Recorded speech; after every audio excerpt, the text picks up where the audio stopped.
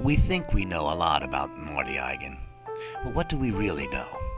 Let's dig a little deeper.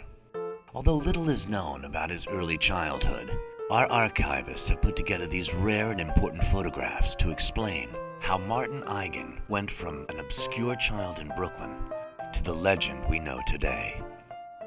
Although much research has been done, many pressing questions remain. For example, why was he always seen wearing a tuxedo?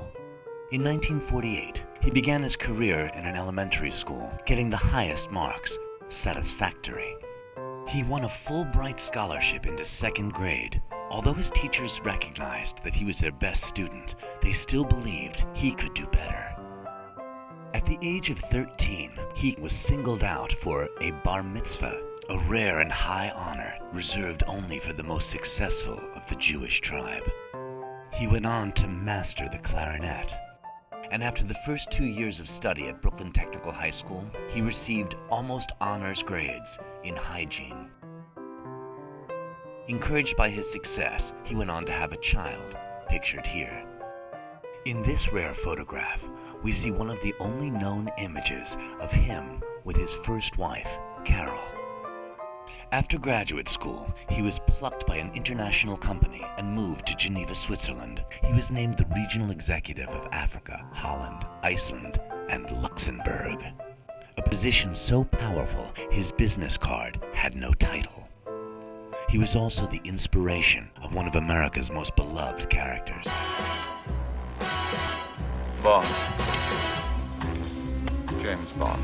In Geneva, he was given the state-of-the-art tools, a dictaphone, and an in-the-wall air conditioner. By the 1970s, Marty had grown weary of working for the man. Always an innovator, Marty spent much of his 30s experimenting with new types of facial hair. It was during this period that he invented the often copied mustache. But due to a slip-up at the patent office, he never became wealthy from it. Refusing to let himself get down, he formed his own jazz duo, the infamous Ron and Marty, portrayed here by Will Ferrell in the film Anchorman. Do you play jazz flute? I dabble.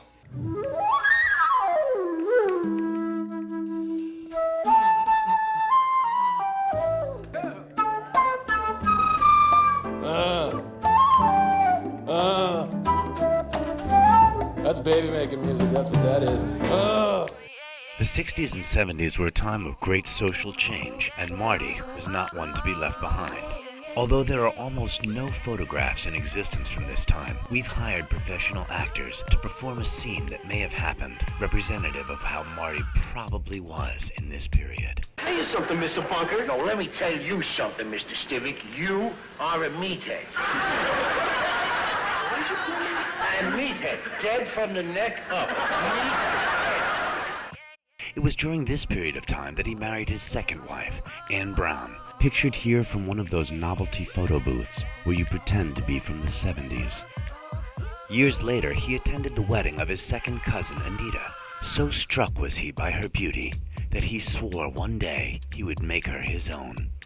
As the result of his incredible persistence and the use of coercion in the form of a large polar bear, he was able to one day have his dream come true. As luck would have it, the third marriage was a charm. Well, you all know how the story goes from here. He lived happily ever after. He became wealthy, healthy, and wise. And one day was lucky enough to have all of the important people in his life come together to celebrate his birthday. Happy birthday, Marty Eigen, whoever you may truly be. Let's go!